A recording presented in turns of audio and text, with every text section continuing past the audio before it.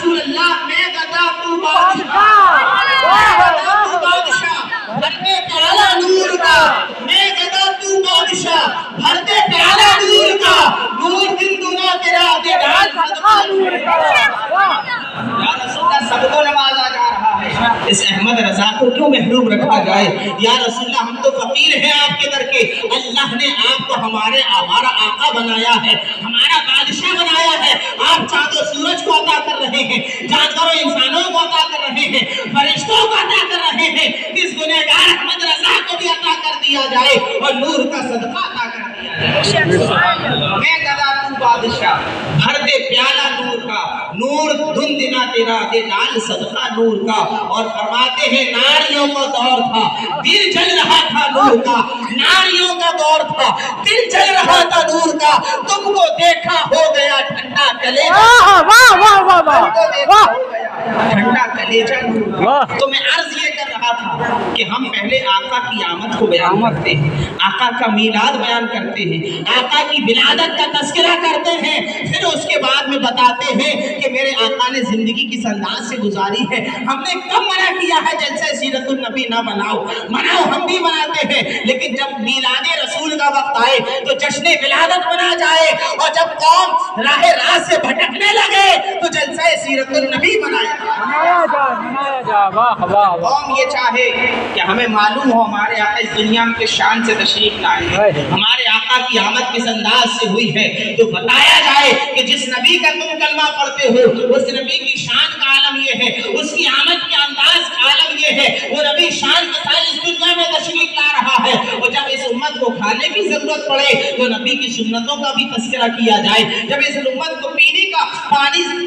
پینے کا سلیقہ معلوم کرنے کی ضرورت پڑے تو اس کو نبی کی سنتیں بھی بتائی جائے، تو پہلے میلاد مصطفیٰ بیان کیا جائے، بعد میں سیرت پاک مصطفیٰ بیان کیا جائے۔ آج سمجھ میں آئی نہیں آئی؟ کہہ دینا جا کر صبح سیرت بیان کرتے ہو، میلاد کون بیان کرے؟ جس کو تم نے پیدا ہی نہیں مانا اس کی سیرتیں کہاں سے آئیں گی، اس کی عادتیں کہاں سے آئیں گی، اس کا اخلاق کیسے بیان کیا جائے گا؟ اخلاق، سیرت و کردار بیان کرنے کے لیے ولادت ضروری ہے، میلاد اور پیدائش ضروری ہے، اور الحمدللہ ہم سنی مسلمان ہیں، حضور کا ذکر کرتے ہیں، حضور کا میلاد مناتے ہیں، اور انشاءاللہ قیامت تک مناتے رہیں گے، حشر تک ڈالیں گے ہم پیدائش مولا کی دھوم، مثل فارس نجد کے قلعے گراتے جائیں گے، خاک ہو جائے ادو جل کر مگر ہم تو رضا، دم میں جب تک دم ہے ذکر ان کا سناتے جائیں گے، دم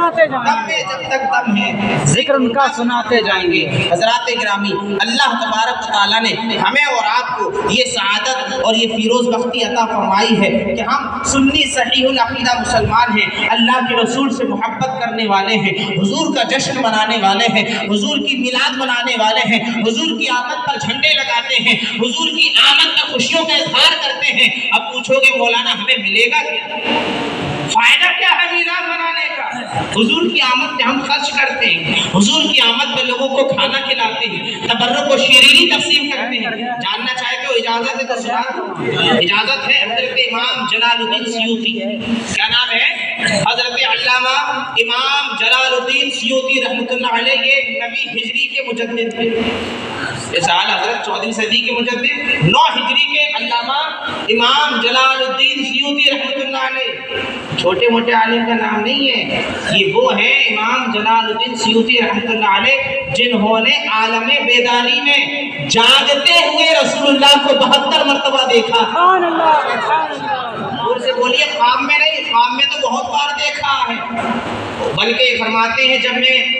کوئی حدیث کی کتاب ترتیب دیتا، حدیث کی کتاب لکھتا، تو جب تک حضور سے خواب میں حدیث کی سند نہیں معلوم کر لیتا تھا کتاب کو ترتیب ہی نہیں۔ سبحان اللہ، سبحان اللہ۔ امام جلال الدین جنہوں نے جاگتے ہوئے عالم بیداری میں رسول اللہ کو 72 مرتبہ دیکھا، یعنی آپ اندازہ لگائیں رسول اللہ جس کو اپنا دیدار عطا کر رہے ہو وہ کوئی عام بندہ ہوگا؟ وہ امام جلال الدین سیوطی رحمۃ اللہ علیہ، کتاب کا نام نوٹ کرو، کتاب کا نام ہے الحاوی للفتاوی، اس میں آپ نے اپنا واقعہ رقم کیا، فرمایا کہ میری عادت یہ تھی، میرا معمول یہ تھا کہ میں جب بھی کسی قبرستان کے پاس سے گزرتا تو میں ان کو ایصال ثواب کرتا، اور ایصال ثواب کرنے کے بعد اللہ نے مجھے کشف کی دولت سے بھی نوازا تھا، تو میں قبروں کے پاس بیٹھ کر کے مراقبہ کرتا اور کشف کے ذریعے معلوم کر لیتا کہ اس قبر والے پہ عذاب ہو رہا ہے یا ثواب، عذاب ہو رہا ہے یا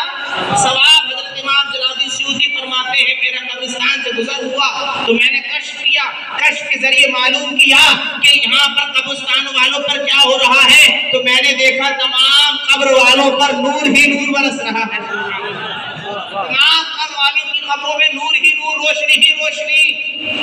امام جلال الدین سیوطی فرماتے ہیں جب میں نے ساری قبروں پر نظر ڈالی تو دیکھا ایک قبر ایسی ہے جو سب سے زیادہ روشن ہے، سبحان اللہ، سب سے زیادہ روشن و تابناک، سب سے زیادہ چمک رہی ہے، اس سے زیادہ نور کسی قبر پہ نظر نہیں آ رہا ہے۔ آپ نے فرمایا میں نے پھر مراقبہ کیا، پھر میں نے کشف کیا، اور کشف کرنے کے بعد جس قبر پہ زیادہ نور تھا، زیادہ روشنی تھی، زیادہ تابناکی تھی، میں نے اس قبر پہ لیٹے ہوئے بندے سے مخاطب ہوا اور اس سے پوچھا یار تیری قبر پہ اتنا زیادہ نور کیوں ہے؟ ساری قبروں پہ اتنا نور نہیں جتنا نور تیری قبر پر ہے، کسی کی قبر اتنی روشن نہیں جتنی قبر تیری روشن نظر آ رہی ہے۔ امام جلال الدین سیوطی نے اتنا پوچھا تو وہ لیٹا ہوا بندہ عرض کرتا جلال الدین جانتے نہیں ہو میری قبر میں مصطفیٰ تشریف لائے تھے، میری قبر میں آقا کی جلوہ گری ہوئی، اور آقا کی جلوہ گری ہوئی تو میری قبر روشن ہی روشن، نور ہی نور ہو گیا۔ امام جلال الدین سیوطی رحمۃ اللہ علیہ فرماتے ہیں یار کوئی تو انوکھا بندہ تو نہیں کہ تیری قبر میں انوکھے آقا تشریف لائے، آقا تو ہر امتی کی قبر میں تشریف لاتے ہیں، سب کی قبریں روشن ہیں، پھر تیری قبر اتنی زیادہ کیوں روشن ہے، اتنی زیادہ کیوں چمک رہی ہے؟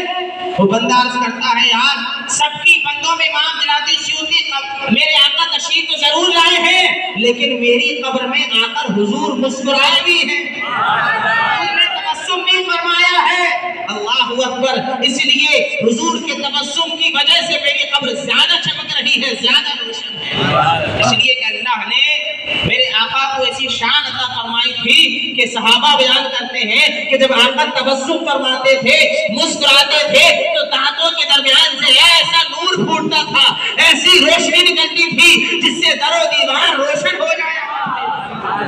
بھول گئے حضرت عائشہ صدیقہ کا واقعہ کہ رات میں سحری کے وقت حضرت عائشہ کو سی رہی ہیں، چراغ بجھ گیا، ہاتھ سے سوئی گر گئی، رات کی تاریکی ہے، یار سوئی جیسی چیز سورج کی روشنی میں دن کے اجالے میں گر جائے تو ڈھونڈنا دشوار ہو جائے، دن کے اجالے میں سوئی نہیں ملتی ہے، تلاش کرنا پڑتا ہے، رات کے تاریکی میں، رات کے سناٹے میں کہاں سے سوئی مل جاتی؟ حضرت عائشہ کہتی میں بڑی پریشان تھی، اس لیے پریشان تھی کہیں ایسا نہ ہو حضور تشریف لے آئے وہ حضور کو سوئی حضور کے چھپ جائے، اس لیے میں پریشان تھی، ابھی میں پریشان ہی تھی کیا دیکھا کہ میرے آقا کریم علیہ الصلوۃ والتسلیم کی آمد ہوئی، اور آنے کے بعد میرے آقا کریم علیہ الصلوۃ والتسلیم نے پوچھا عائشہ کیوں پریشان ہو، کیوں غمزدہ ہو، کیوں رنجیدہ ہو؟ عرض کیا حضور یا رسول اللہ علیہ الصلوۃ والسلام میں کچھ سی رہی تھی، ہاتھ سے سوئی گر گئی اس لیے پریشان ہوں۔ میرے آقا مسکرا دیے۔ حضرت عائشہ صدیقہ کہتی ہیں آقا کا مسکرانا تھا کہ کمرہ اتنا روشن ہو گیا، اتنا روشن ہو گیا کہ میری گمشدہ سوئی آقا کی روشنی میں مل گئی۔ سوزنے گمشدہ ملتی ہے تبسم سے تیرے، سوزنے گمشدہ ملتی ہے تبسم سے تیرے، شام کو صبح بناتا ہے اجالا تیرا، شام کو صبح بناتا ہے اجالا تیرا۔ یہ میرے آقا کا مسکرانا ہے، یہ میرے آقا کا تبسم ہے۔ اعلیٰ حضرت فرماتے ہیں جس کی تسکین سے روتے ہوئے ہنس پڑے اس تبسم کی عادت پہ لاکھوں سلام۔ امام جلال الدین سیوطی رحمۃ اللہ تعالی علیہ اس بندے سے پوچھتے ہیں یار بتا تیرے قبر میں آقا تشریف لائے، سب کی قبر میں آقا تشریف لاتے ہیں، لیکن مجھے یہ تو بتا کہ تشریف بھی لائے اور مسکرائے تبسم کیوں فرمایا؟ اب وہ بندہ عرض کرتا، اب توجہ سے سنو، وہ بندہ عرض کرتا ہے اے امام جلال الدین سیوطی سنو، میں ایک تاجر تھا، میری ایک دکان تھی، میں ایک دکاندار تھا، روزانہ میرے پاس جتنی جمع پونجی ہوتی، روزانہ میری جتنی بکری ہوتی، روزانہ میرے پاس جتنے پیسے جمع ہوتے، میں اس میں سے ایک خاص قیمت یعنی 100 روپے یا 50 روپے ایک مقررہ ایک میعاد کے مطابق قیمت کو الگ اٹھا کر رکھ دیتا اور پورے سال میں ایسے ہی کرتا، یعنی روزانہ شام کو جتنی بکری ہوتی اس میں سے تھوڑی سی رقم نکالتا اور ایک اپنی گولک میں ایک اپنے ڈبے میں ڈالتا رہتا، اور جب عید میلاد النبی کا مہینہ آتا تو اس جمع کی ہوئی رقم اور پیسے سے میں آقا کا میلاد مناتا تھا۔ تو میرے آقا قبر میں تشریف لائے اور لانے کے بعد ارشاد فرمایا، اے میرے امتی مبارک ہو کہ تو میرا میلاد منانے والا، واہ واہ واہ، مجھے مبارک ہو کہ تو میرا میلاد منانے والا ہے۔ اللہ تبارک و تعالیٰ نے تیری قبر کو بھی کامیاب فرما دیا ہے، تیرے حشر کو بھی کامیاب فرما دیا ہے، سبحان اللہ۔ پتہ کیا چلا، بندہ اگر حضور کی آمد پر خرچ کرے، حضور کی آمد پر خوشیوں کا اظہار کرے اپنے پیسے سے، اپنی جمع کی ہوئی رقم سے،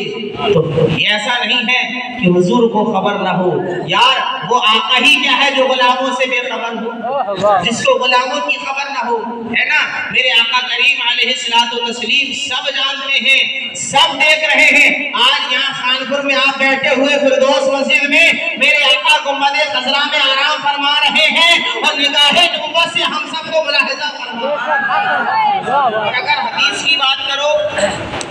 حدیث کی بات کرو تو محفل آج ہم نے سجائی ہے، میرے آقا نے 1400 سال پہلے ہمارا یہاں پر بیٹھنا پہلے ہی دیکھ لیا، 1400 سال پہلے دیکھ لیا۔ حوالہ سنو تو حدیث سنو، میرے آقا نے ارشاد فرمایا، ان اللہ قد رفع لی الدنیا، اللہ نے میری بارگاہ میں دنیا کو پیش کیا، میرے سامنے دنیا پیش کی۔ ان اللہ قد رفع لی الدنیا فانا انظر الیہا، میرے آقا ارشاد فرماتے ہیں تو میں اس دنیا کی طرف دیکھ رہا ہوں، وَإِلَى مَا هُوَ كَائِنٌ إِلَى يَوْمِ الْقِيَامَةِ، اور قیامت تک جو کچھ ہونے والا ہے میں آج ہی ابھی دیکھ رہا ہوں، قیامت تک جو کچھ ہونے والا ہے، اور قیامت تک جو کچھ ہونے والا اس میں ہونے والی آج کی محفل بھی تھی، جو اسی وقت حضور نے ملاحظہ فرما لیا، اور آقا نے ارشاد فرمایا، إِنَّمَا أَنظُرُ إِلَى كَفِّ هَٰذِهِ، اور میں ساری دنیا کو ایسے دیکھتا ہوں جیسے بندہ اپنے ہاتھ کی ہتھیلی کو دیکھا کرتا۔ ہم خوش قسمت ہیں کہ آقا نے اس وقت میں ملاحظہ فرما لیا تھا، اور آج بھی اپنے قبر انور سے میرے آقا مدینہ منورہ سے ملاحظہ فرما رہے ہیں کہ میرے چاہنے والے میرے غلاموں نے آج میری میلاد کی محفل سجائی ہے، اگر نگاہ کرم ہو گئی تو انشاءاللہ ہم غلاموں کا بیڑا پار ہو جائے گا۔ ایک گھنٹہ ہو گیا، ارے بھی تھوڑا حضرت کے پاس جانا ہے، اور درود پاک سنا دیں، اللہم سیدنا و شفینا حبیبنا مولانا محمد وعلی آل سیدنا و مولانا محمد وبارک وسلم، صلاۃ و سلام علیک یا رسول اللہ یا حبیب اللہ صلی اللہ علیہ وسلم۔ باتیں بہت ساری باتیں تھیں، لیکن میری کوشش یہ رہتی ہے جو زیادہ مفید و فائدے مند باتیں ہیں، چونکہ خانپور کے حساب سے میں تقریر کرتا ہوں، گفتگو وہ اعلیٰ ہوا کرتی ہے جو موقع محل کے اعتبار سے مقتضی حال کے مطابق ہو، وہ گفتگو فصیح و بلیغ ہوا کرتی ہے۔ تو خانپور میں لفاظی نہ کی جائے بلکہ قرآن و حدیث کی روشنی میں تقریر کی جائے۔ کل آنے والا پوچھے کہ کیا سنا، کوئی واقعہ سن لیا، میں اس واقعے کو نہیں مانتا، واقعے کو نہیں مانتا نہ مان، لیکن قرآن کو تو مانے گا، مصطفیٰ کی حدیث کو تو مانے گا۔ اگر اجازت ہو تو میں آپ کو بتاؤں، جو آج لوگ کہتے ہیں کہ آقا کے صحابہ نے میلاد نہیں منایا، تم کیا مناتے ہو؟ ابو بکر نے نہیں منایا، فاروق اعظم نے نہیں منایا، عثمان علی نے نہیں منایا، اب تو پرچے چھٹ چھٹ کے واٹس ایپ پہ آنے لگے، ترتیب سے نام آ رہے ہیں، اس نے نہیں منایا، اس نے نہیں منایا۔ ہم نے کہا تجھے کیسے معلوم کہ انہوں نے نہیں منایا؟ تجھے کیسے معلوم کہ اس نے نہیں منایا؟ ارے میرے گھر میں کیا بنا تمہیں کیا معلوم؟ یہ تم دیکھ رہے ہو، تو اس دور میں تھا ہی نہیں، تجھے کیا معلوم منایا نہیں منایا؟ کہا کتابوں میں، تو کتابوں میں تو نے پڑھا ہی نہیں، اگر کتابیں پڑھتا تجھے معلوم ہوتا ابو بکر نے بھی منایا ہے، عمر نے بھی منایا ہے، عثمان و علی نے بھی منایا ہے، خود میرے مصطفیٰ نے منایا ہے، خود میرے آقا نے منایا ہے اپنا میلاد۔ میرے آقا سے پوچھا گیا، یا رسول اللہ علیہ السلام آپ پیر کے دن روزہ کیوں رکھتے ہیں؟ آپ ہر پیر کو روزہ رکھتے ہیں، اس کی وجہ کیا ہے؟ میرے آقا ارشاد فرماتے ہیں فیہ ولدت وفیہ انزل علی، میں اس لیے ہر پیر کو روزہ رکھتا ہوں کہ اللہ تبارک و تعالیٰ نے اس دنیا میں مجھے جب بھیجا تو پیر ہی کا قرآن نازل ہوا تو پیر کا دن، اور میں نے مدینہ ہجرت فرمائی تو پیر کا دن، اور جب میری وفات ہوئی تو پیر کا دن۔ تو سرکار نے جو مین فرمایا فیہ ولدت،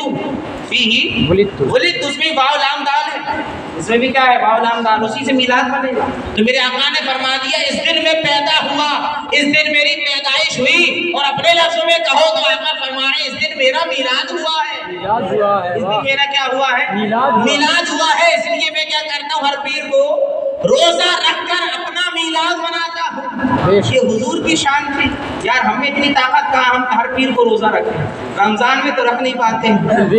زور سے بولیے، رمضان کے تو نہیں رکھ پاتے، ہر پیر کو کیا روزہ رکھیں گے؟ یہ حضور کی شان تھی۔ حضور تو صوم وصال بھی رکھا کرتے۔ صوم وصال جانتے ہو؟ صوم وصال نہیں جانتے آپ؟ صوم وصال وہ ہے جس میں نہ